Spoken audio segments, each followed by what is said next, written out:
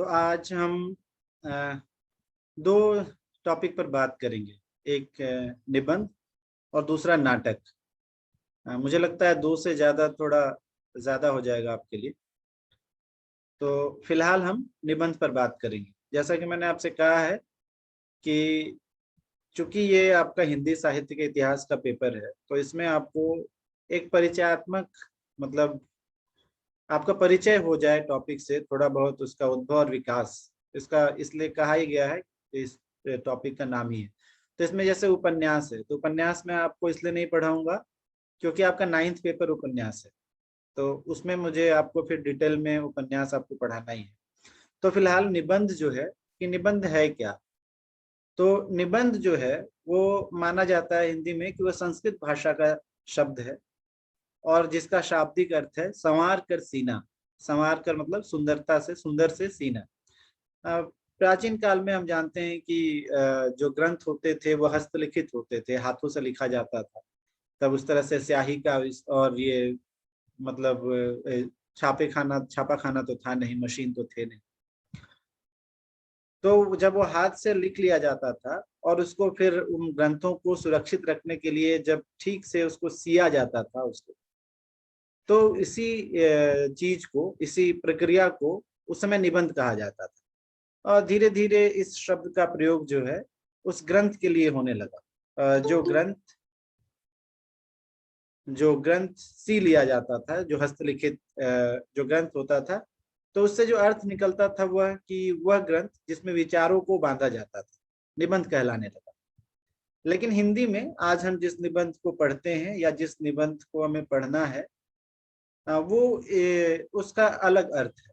मतलब हम शब्दों के रूट की तरफ जाते हैं, उसके जड़ की तरफ जाते हैं कि शब्द का कैसे जन्म हुआ। पर आज जिस अर्थ में हम निबंध का प्रयोग करते हैं, वो बिल्कुल निबंध जो है वो एक आधुनिक विधा है। हम जानते हैं कि ज्यादातर जो विधाएं हैं गद्य की, वो आधुनिक काल में आकर जन्म लेती हैं हिंदी में। उससे पहले सब कुछ जो था वो पद्य रूप में हमारे यहाँ मौजूद था। संस्कृत में भी कुछ निबंध लिखे गए, लेकिन वो भी पद्यात्मक ही रहे। तो आज जो जिस निबंध का हम शब्द का प्रयोग करते हैं वो अंग्रेजी के ऐसे शब्द से बना है। आप लोग सब लोगों ने, मतलब स्कूल या आप भी, जब आपको अंग्रेजी में आता होगा लिखने के लिए कि राइट एन एसे, कोई टॉपिक आपको दे दिया जाता है, तो वो अंग्रेजी के ऐसे शब्द से आया और उसी अर्थ में हिंदी में प्रयुक्त होने लगा। और ऐसे जो है वो फ्रेंच में भी इसको ऐसाई कहते हैं, जिसका शाब्दिक अर्थ होता है प्रयत्न करना। मतलब आप कोशिश करते हैं किसी विषय पर अपने विचारों को जाहिर करने की, उस पर लिखने की। फ्रांसिस बेकन जो अंग्रेजी के माने जाते हैं कि पहले निबंधकार हैं, जिन्होंने लैटिन में भी निबंध लिखे, तो उनका ये कहना था कि ऐसे जो है वो डिस्पर्स्ड मेडिटेशन है। डिस्पर्स्ड मतलब बिखरा हुआ, मेडिटेशन मतलब विचार करना। तो वो कहते थे कि निबंध जो है वो बिखरे हुए विचार है। अगर इस धारणा के अनुसार अगर इस बात को समझने की कोशिश की जाए, तो वो ये है कि साहित्यकार या लिखने वाले के मन में जब उठने वाले विचारों को लिखित रूप में लिख लिया, मतलब दर्ज कर लिया जाता है, तो वो निबंध कहलाता है। तो निबंध का मतलब अगर अगर शाब्दिक अर्थ में जाया जाए तो वो कहा जाता है कि उसको मतलब निबद्ध करना। बद्ध करना मतलब बांधना। तो विचारों को, क्योंकि आपके मन में विचार किसी विषय को लेकर तो मतलब बहुत उमड़ते हैं, पर जब आप लिखने के लिए बैठते हैं तब उसको आपको एक व्यवस्थित रूप देना होता है। आपको सब कुछ नहीं लिख, मतलब अपनी पूरे जो आपका विचार उमड़ रहा है वो सब कुछ नहीं दर्ज कर सकते, नहीं लिख सकते हैं। तो जब उसको बद्ध करते हैं आप उसको बांधते हैं और उसको एक संवार कर या अच्छे से उसको सौष्ठव जो कहते हैं उसके सुंदर रूप में आप उसको प्रस्तुत करते हैं, तब विचार जो है वो निबंध का रूप लेते हैं। हिंदी में निबंध शब्द का प्रयोग जो है गद्य की उस विधा के लिए होता है जिसमें विचारों को क्रमबद्ध रूप में प्रस्तुत किया जाता है। मतलब पहले कविताएं लिखी जाती थी, फिर गद्य आया, फिर गद्य से निबंध आया। तो निबंध में जो है विचारों को एकदम सुनिश्चित क्रम में नाप तोल कर रखा जाता है, क्योंकि और इसमें आप जिस विषय पर लिख रहे हैं या जिस विषय पर निबंध लिखा जा रहा है उस विषय का अध्ययन और उस विषय में आपका ज्ञान जो है वो अपेक्षित होता है। अगर आपको किसी विषय के बारे में बहुत गंभीर ज्ञान नहीं है, उसके बारे में पता नहीं है, आपने अध्ययन नहीं किया है, तो फिर आप निबंध नहीं लिख सकते हैं। मतलब 2-4 बातें की जा सकती हैं, पर उसको निबंध का रूप नहीं दिया जा सकता है। रामचंद्र शुक्ल जो हैं, हम जानते हैं कि उनके विचार हर मतलब सब कुछ को लेकर के हमें जानना पड़ता है। तो रामचंद्र शुक्ल कहते थे कि निबंध जो है वो गद्य की कसौटी है, और उनके अनुसार भाषा की जो पूर्ण शक्ति है उसका विकास जो है वो निबंध में देखने को मिलता है। इसलिए वो कहते थे कि गद्य रचना यदि कवियों की कसौटी है, मतलब अगर गद्य रचना किसी मतलब कोई कवि है और गद्य लिखता है, तो गद्य रचना अगर कवियों की कसौटी है तो निबंध जो है वह गद्य की कसौटी है। मतलब अगर अच्छा मतलब कवि वो है जो अच्छा गद्य लिखता है, पर अच्छा गद्यकार वो है जो अच्छा निबंध लिख सकता है। और ये अच्छा निबंध लिखना जो होता है वो तभी होगा जब आपको विचार जो है, आपका अध्ययन जो है वो अच्छी तरह से उस जिस विषय पर आप लिख रहे हैं उस विषय के बारे में आपका ज्ञान कैसा है। और ऐसे बहुत सारे लोगों ने हिंदी में ये विचार किया कि निबंध के बारे में, जैसे मैंने आपसे कहा कि रामचंद्र शुक्ल ने जो है वो गद्य की कसौटी माना। वैसे ही बाबू गुलाब राय एक थे जो हिंदी के रामचंद्र शुक्ल के युग के ही एक प्रमुख निबंधकार हैं, जिनके बहुत सारे निबंध जो हैं बहुत प्रसिद्ध हुए। तो वो ये मानते थे कि निबंध में व्यक्ति तत्व और विचार तत्व दोनों मतलब बराबर रूप से मौजूद होना चाहिए। यानी ये निबंध में जो लिखता है निबंधकार, उसके व्यक्तित्व का आपको छाप दिखाई पड़ेगी, वो निबंध उससे अलग नहीं हो सकता है। पर उसके साथ साथ यह भी है कि जो विचार आप कर रहे हैं वो विचार भी बहुत स्पष्ट होने चाहिए। उसमें कोई किसी तरह का कंफ्यूजन नहीं होना चाहिए, किसी संदेह की स्थिति में निबंधकार नहीं रह सकता है। इसीलिए जब आप जब किसी विषय को निबंध में उठाते हैं तो कहा जाता है कि उसमें एकदम एक तो निजीपन होता है, वो स्वच्छ होना चाहिए। मतलब कहीं उससे पहले किसी ने नहीं कहा, मतलब वो पढ़ते हुए आपको लगे कि हाँ ये इसका मौलिक विचार है। उसमें एक सजीवता होती है, मतलब पढ़ते हुए आप उसको महसूस कर सकते हैं उस विषय को, कि जिस विषय पर लिखा जा रहा है। और उसके साथ साथ उसमें एक क्रमबद्धता होती है कि आप उसको मतलब एक विषय को अभी लिखा और उसी विषय के किसी क्रम को बाद में आप लिख रहे हैं, ऐसा नहीं कर सकते हैं। मतलब उसमें एक तारतम्यता होती है, एक क्रमबद्धता होती है। मतलब रामचंद्र शुक्ल कहते हैं कि आप सर्कस की तरह मतलब इधर उधर नहीं नचा सकते हैं, मतलब विषय को, उसको एक क्रम में आपको प्रस्तुत करना होता है। इसीलिए निबंध जो होती है वो एक सीमित आकार वाली रचना होती है, जिसमें बिखराव की गुंजाइश नहीं होती है, जिसमें आप भटक नहीं सकते हैं। तो ये जो है ये निबंध की कुछ विशेषताएं हैं। ये भी माना जाता है कि निबंध में जो है बुद्धि और हृदय का योग होता है, मतलब आपके विचार पक्ष और भाव पक्ष दोनों ही बराबर रूप में निबंध में मौजूद होने चाहिए। वैसे निबंध दोनों तरह के होते हैं, या तो विचारात्मक भी हो सकते हैं, भावात्मक भी हो सकते हैं। अभी मैं आपको बताऊंगा। तो निबंध के अगर तत्व के बारे में हम विचार करें तो निबंध में 3 तत्व प्रमुख माने जाते हैं। पहला जो है वह लेखक के व्यक्तित्व का प्रभाव, दूसरा जो है वैचारिक और भावात्मक आधार, और तीसरा जो है वह है भाषा शैली। तो ये तीनों क्या है? पहला जो है निबंध का जो पहला तत्व है लेखक के व्यक्तित्व का प्रभाव। इसमें जब कोई लेखक किसी विषय पर निबंध लिखता है तो उस निबंध में उसका व्यक्तित्व आ जाता है।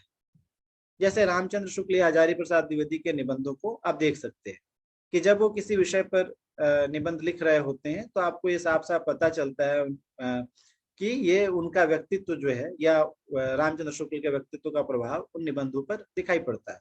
ऐसा और दूसरे निबंधकारों के साथ भी है, या श्रेष्ठ निबंधकार जो होते हैं उनके यहाँ ये दिखाई पड़ता है। दूसरा जो तत्व है वैचारिक और भावात्मक आधार। तो निबंधकार जो है निबंध में या तो किसी विचार की अभिव्यक्ति करता है या किसी भावना का चित्रण करता है। जिस निबंध में भावना प्रमुख होती है उसमें भी विचार तत्व मौजूद होता है, भले ही वो थोड़ा कम हो, प्रच्छन्न रूप में हो या कमतर रूप में हो। और इसी तरह से वाइस वर्सा, यानी इसके अपोजिट, कि जिस निबंध में भाव पक्ष या विचार पक्ष ज्यादा प्रमुख होता है उसमें भी भाव पक्ष होता है। तो मतलब विचार पक्ष वाले, यानी जिस निबंध में विचार प्रमुख है उसमें भाव होगा, जिस निबंध में भाव प्रमुख है उसमें भी विचार होगा। तो इन दोनों का जो सामंजस्य है, जिन निबंधों में ये दोनों का सामंजस्य मिलता है, कहा जाता है कि वो निबंध जो है वो अच्छे निबंध होते हैं, वो उत्तम कोटि के या श्रेष्ठ निबंध होते हैं। अब रामचंद्र शुक्ल का एक लेख है कविता क्या है, तो ये विचारात्मक निबंध है, जिसमें वो ये बताते हैं कि कविता क्या है ना। हृदय की मुक्तावस्था जैसे ज्ञान दशा कहलाती है, उसी तरह से कविता जो है हृदय की मुक्तावस्था है, वो कहते हैं। तो कविता क्या है, ये विचारात्मक निबंध है, पर आप ये नहीं कह सकते हैं कि उसमें भावात्मक पक्ष नहीं, पर ये विचारात्मक निबंध है। सरदार पूर्ण सिंह एक निबंधकार हुए, उनका एक लेख है मजदूरी और प्रेम या सच्ची वीरता, ये पूरी तरह से भावात्मक निबंध है। तो निबंध दोनों तरह के हो सकते हैं, विचारात्मक भी भावात्मक भी, और ऐसा भी हो सकता है कि दोनों का वहां सामंजस्य आपको निबंध में मिले। तीसरा जो तत्व है और कहा जा सकता है कि बहुत प्रमुख तत्व है, वो है भाषा शैली। भाषा शैली जो है निबंध के लिए बहुत महत्वपूर्ण होती है। जैसे भाषा जो है विषय के अनुरूप होनी चाहिए। अगर आप किसी प्राचीन काल के विषय पर निबंध लिख रहे हैं तो वो निश्चित रूप से वो संस्कृत निष्ठ शब्दावली होगी, उसमें तत्सम शब्दों का जो है वो की जो है प्रधानता होगी। अगर आप मध्यकालीन अकबर के समय का या कोई लेख लिख रहे हैं तो वो भाषा जो है वो उर्दूनिष्ठ होगी, उसमें कुछ अरबी फारसी के शब्द आएंगे। तो हमेशा भाषा को जो है वो विषय के अनुरूप निबंध में होना चाहिए, और कोशिश करनी चाहिए कि वो अगर तत्सम प्रधान भी है, वो अरबी फारसी का भी है, तो वो सहज सरल हो, मतलब ऐसे शब्दों का, ऐसी भाषा का इस्तेमाल हो जो लोग समझते हैं, आम फाहम भाषा जिसको कहते हैं। पर निबंध की भाषा जो है वो कहानी की भाषा से की तरह नहीं हो सकती, उसमें थोड़ी सी गंभीरता होती है, तो उसमें कुछ मुश्किल शब्द आते हैं। शैली जो है वाक्य रचना, मतलब जिस तरह से लिखा जाता है निबंध, उसमें दो प्रमुख शैलियां होती हैं। एक को कहा जाता है व्यास शैली, दूसरे को कहा जाता है समास शैली। व्यास शैली का मतलब है कि इसमें लेखक जो है या निबंधकार जो है वो विस्तार पूर्वक अपनी बातें समझाता है, वो लंबे लंबे वाक्यों का प्रयोग करता है, उदाहरणों के द्वारा विषय को स्पष्ट करता है। विषय को विस्तार पूर्वक समझाना इस शैली की प्रमुखता है व्यास शैली में। समास शैली जो है इसमें लेखक छोटे छोटे वाक्यों का प्रयोग करता है, और इसमें सूत्रों के माध्यम से, मतलब सूत्र रूप में, मतलब उसके विचार मौजूद होते हैं, और वो अपने विचारों को बहुत छोटे छोटे वाक्यों में भर देता है। पाठक को ऐसे निबंध पढ़ते समय अधिक सजगता की जरूरत होती है, और जो सूत्र वाक्य होते हैं उसके व्याख्या की अपेक्षा होती है। जैसे रामचंद्र शुक्ल का एक निबंध है क्रोध, जिसमें एक पंक्ति है कि बैर क्रोध का अचार या मुरब्बा है। तो आपसे ये पूछा जा सकता है, मतलब अगर ये निबंध पढ़ना होता तो कहा जाता है कि इस पंक्ति की व्याख्या कीजिए कि बैर क्रोध का अचार या मुरब्बा है। तो आपको ये बताना पड़ेगा कि कैसे क्रोध जो है वो, बैर जो है वो क्रोध को बढ़ा देता है, तो उसमें थोड़ा मसाला दे देता है, उसको बहुत दिन तक सुरक्षित रखता है। अचार क्या है? अचार को हम प्रिजर्व करके रखते हैं, बहुत दिनों तक सुरक्षित रखा जा सकता है, या थोड़ा खाने में वो मसाला, मतलब वो एक स्वाद पैदा करता है। तो उसी तरह से बैर जो है वो क्रोध का स्वाद बढ़ा देता है, इनहेंस कर देता है। तो इस तरह से ऐसे वाक्यों का, सूत्र वाक्यों का प्रयोग जो है निबंध में, ये समास शैली के निबंध में हमें देखने को मिलता है। तो सामान्यतः निबंधकार जो है अपने निबंध में इन दोनों शैलियों का प्रयोग करता है। ये नहीं कहा जा सकता, मतलब सामान्य तौर पर ऐसा नहीं कहा सकता है कि ये व्यास शैली का ही निबंध है या यह समास शैली का ही निबंध है। तो वो दोनों शैलियों का प्रयोग करता है, वो कोई भी हो, रामचंद्र शुक्ल, हजारी प्रसाद द्विवेदी, बाबू गुलाब राय, सरदार पूर्ण सिंह और विद्यानिवास मिश्र, बाद में कुबेर नाथ राय, ये सब जो निबंधकार मतलब हैं हमारे हिंदी के प्रमुख। इसी तरह से निबंध के भेद जो होते हैं, निबंध को मुख्यतः 4 भागों में विभाजित किया जाता है। ऐसे तो कहा जाता है कि निबंध 2 तरह के होते हैं, विचारात्मक या भावात्मक। जिसमें विचार की प्रधानता होती है वो विचारपरक या विचारात्मक निबंध है, जिसमें भावों की प्रधानता होती है वो भावपरक निबंध है। जैसे मैंने आपसे कहा कि कविता क्या है, वो विचार प्रधान लेख है, निबंध है, और सरदार पूर्ण सिंह की वीरता जो है वो भाव प्रधान है। पर अगर आप हजारी प्रसाद द्विवेदी का निबंध कूटज पढ़ेंगे तो आप ये देखेंगे कि उसमें वो विचार भी है और वो बिल्कुल भावात्मक भी है। तो निबंध के प्रमुख जो भेद हैं हम 4 करते हैं, मुख्य तौर पर किया जा सकता है ऐसा कहें। एक है वर्णनात्मक निबंध, यानी जिसमें वर्णन की प्रधानता होती है, किसी स्थान या वस्तु या का जब किसी निबंध में वर्णन किया जाता है किसी निबंध में, तो वो है वर्णनात्मक निबंध। ठीक है। दूसरा है विवरणात्मक निबंध, विवरण से बना है, यानी जिस निबंध में किसी घटना या चरित्र का विवरण दिया जाता है, उसके बारे में बताया जाता है, तो वो विवरण प्रधान निबंध होता है। घटनाएं किसी भी तरह की हो सकती हैं, वह ऐतिहासिक या पौराणिक कथाओं पर आधारित हो सकती है, वो सच्ची या किसी कल्पित यानी कल्पना वाली कहानी पर आधारित हो सकती है, वह राजनीति, समाज या साहित्य के क्षेत्र के किसी प्रसिद्ध व्यक्ति के जीवन पर आधारित हो सकती है। तो वह किसी भी तरह का विवरण हो सकता है। तीसरा जो है वो है विचारात्मक निबंध। जिस निबंध में विचार की प्रधानता होती है वह है विचारात्मक निबंध। ऐसे निबंध में प्रत्येक पहलू का बहुत सोच विचार कर विवेचन होता है और बौद्धिक पक्ष का, यानी जो बुद्धि तत्व है आपका, बौद्धिकता का, इस पर ज्यादा प्रभाव होता है तथा चिंतन की प्रधानता रहती है और इसमें ज्यादातर सैद्धांतिक विषयों का विवेचन होता है। जैसे रामचंद्र शुक्ल की का लेख कविता क्या है, या हजारी प्रसाद द्विवेदी का निबंध परंपरा और आधुनिकता, जिसमें वो कहते हैं कि परंपरा आधुनिकता क्या है। हजारी प्रसाद द्विवेदी मतलब उसमें लिखते हुए कहते हैं, तो कहते हैं कि परंपरा जो है वो और आधुनिकता जो है वो हम इंसान के दो पैरों की तरह है, जिसमें आधुनिकता जो है वो उठे हुए पैर का नाम है और परंपरा जो है वो जो पैर स्थिर है वो है।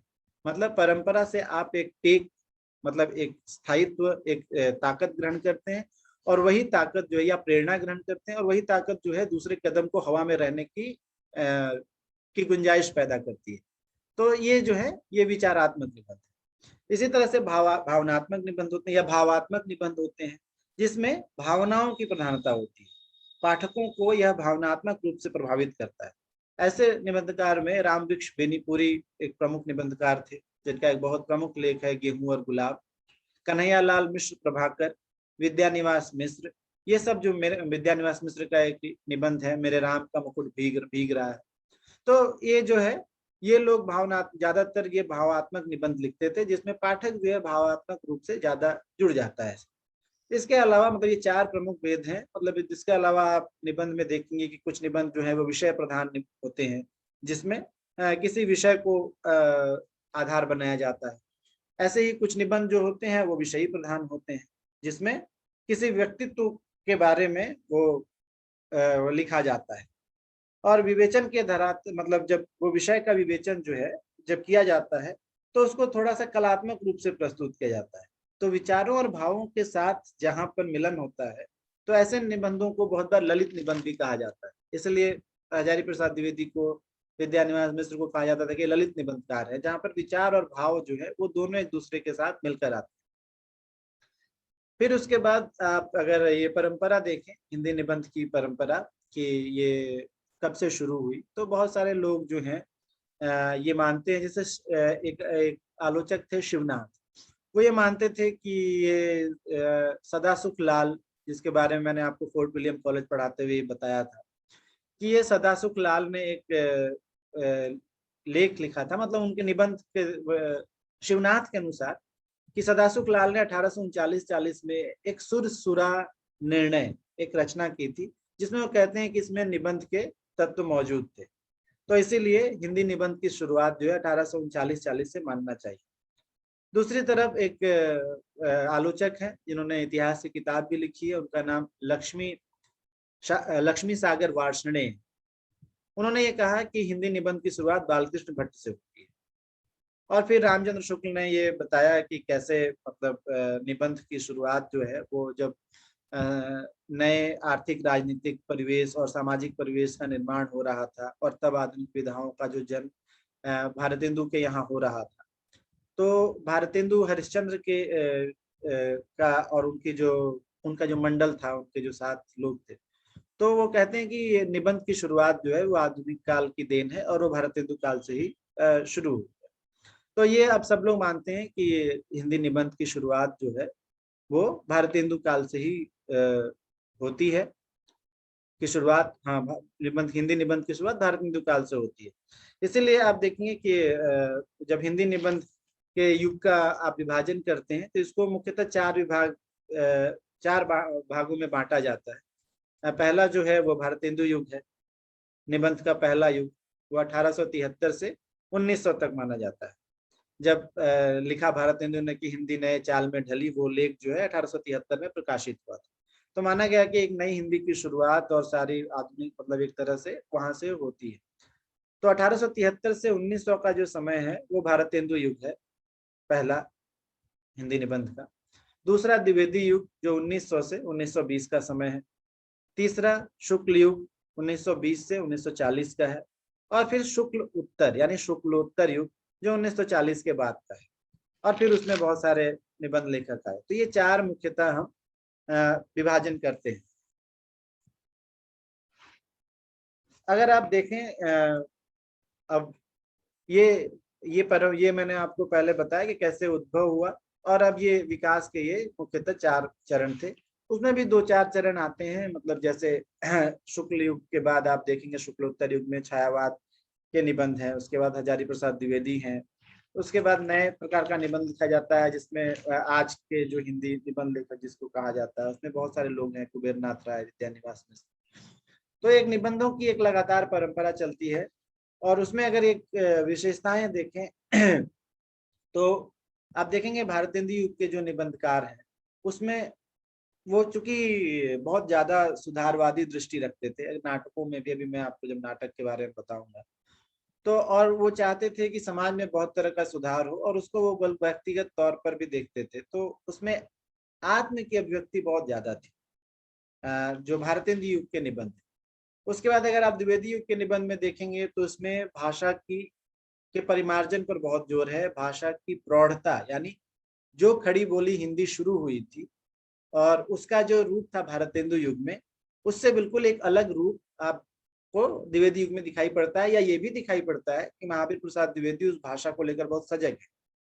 मैंने आपको वो वीडियो भी शायद भेजा था जो महावीर प्रसाद द्विवेदी और हिंदी नवजागरण, अगर आपने वो सुना हो तो उसमें आपने सुना होगा कि कैसे महावीर प्रसाद द्विवेदी ने, और मैंने बताया भी था आपको एक क्लास में, कि भाषा को लेकर कितने सजग थे और एक तरह से एकदम एक संपादक के तौर पर उन्होंने हिंदी भाषा को किस तरह से परिमार्जित और उसको एक स्टैंडर्ड रूप देने की, उसके एक मानकीकरण की कोशिश की।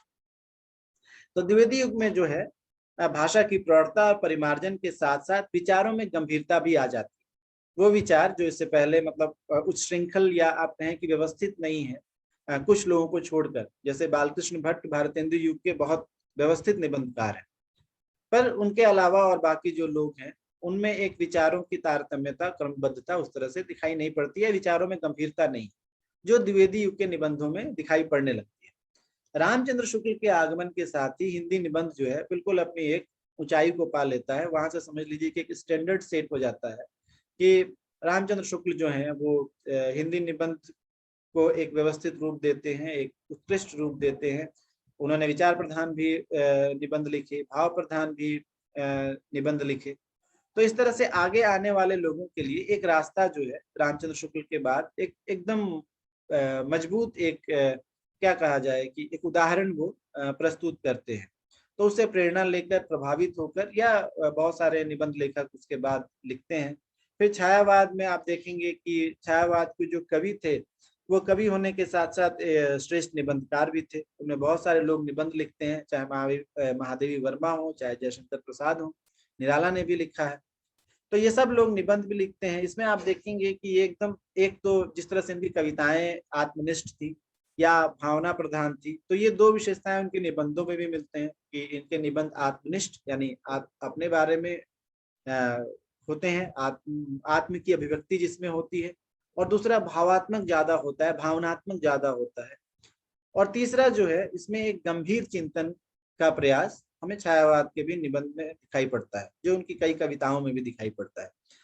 उसके बाद हजारी प्रसाद द्विवेदी का आगमन होता है, जो माना जाता है कि रामचंद्र शुक्ल के बाद हिंदी के सबसे श्रेष्ठ निबंधकारों में से एक है, या उनके साथ मतलब उनके बाद की पीढ़ी में। तो उसमें भी आत्म व्यंजना है, आत्म की व्यक्ति यहाँ भी, पर व्यक्तित्व का जो एक असर प्रभाव होता है, उन तत्वों का एक नया उन्मेष हमें हजारी प्रसाद द्विवेदी के यहाँ दिखाई पड़ता है। इसका श्रेष्ठ उदाहरण जो है वो कूटज एक निबंध है, वो आपको पढ़ना चाहिए। एक तरह से वो हजारी प्रसाद द्विवेदी के जीवन पर ही आधारित है, पर कूटज एक पौधा है, एक फूल है जो हिमालय में मतलब ऐसी जगहों पर जो बिल्कुल जहाँ पर कुछ नहीं उपजता वहां पर वो फूलता है, और जहाँ कोई वनस्पति पैदा नहीं होती वहां पर कूटज ही जो है एकमात्र एक तरह से वो फूलता है, बड़ा होता है। तो उस तरह से वो मतलब आप उस लेख को पढ़ेंगे तो देखेंगे कि कैसे एकदम जब सारी विपरीत परिस्थिति में भी जीवन को बचाया जा सकता है, जिया जा सकता है। तो ये उसका एक प्रतीक है। ये हरिहर प्रसाद द्विवेदी के जीवन में भी हुआ था, क्योंकि बहुत सारे विरोधों का सामना करना पड़ा था। फिर भी वो कहते हैं कि मैं कूटज की तरह हूँ जो हमेशा मुस्कुराता रहता है, वो मतलब हर परेशानी के बाद वो खिल ही आता है। आज अगर हम हिंदी निबंध की बात करें तो हम ये देखते हैं कि हिंदी निबंध में आज वस्तुपरक और आत्मपरक, यानी जिसमें वस्तु यानी विषय की प्रधानता होती है, जिसमें कंटेंट प्रमुख होता है, जिस विषय पर लिखा जा रहा है उस विषय की गहन जानकारी और उसका विवेचन होता है, तथा साथ साथ आत्मपरक शैलियां दोनों मिलती हैं, यानी दोनों तरीके से निबंध आज लिखे जाते हैं। और इस तरह से मतलब अगर आप ये देखें कि और निबंध का विषय जो है वो कोई भी हो सकता है, आप किसी भी विषय पर निबंध लिख सकते हैं। वो साहित्यिक हो सकता है, सामाजिक हो सकता है, सांस्कृतिक, ऐतिहासिक, राजनीतिक, आर्थिक भी हो सकता है। तो निबंध का क्षेत्र जो है वो एक व्यापक है।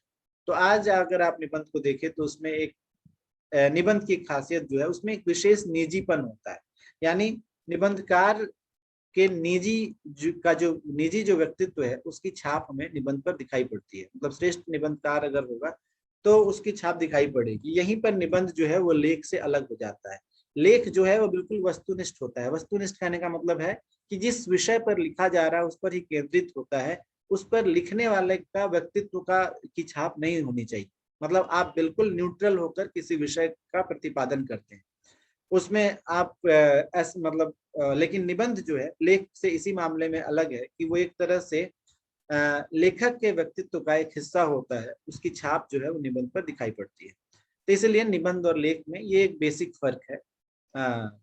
और इसके अलावा जो है वही मैंने आपको बताया कि निबंध श्रेष्ठ वही है जिसमें किसी एक विषय का वर्णन होता है, उसका वर्णन कहिए या उसको उसमें प्रतिपादित या उसको बताने की, उसको विश्लेषित करने की कोशिश होती है, और उसमें एक क्रमबद्धता होती है और एक स्वच्छंदता होती है। निबंध को पढ़ते हुए लगता है कि वो बिल्कुल पहले के जो आप इस विषय पर आपने पढ़ा है उससे कुछ अलग पढ़ रहे हैं।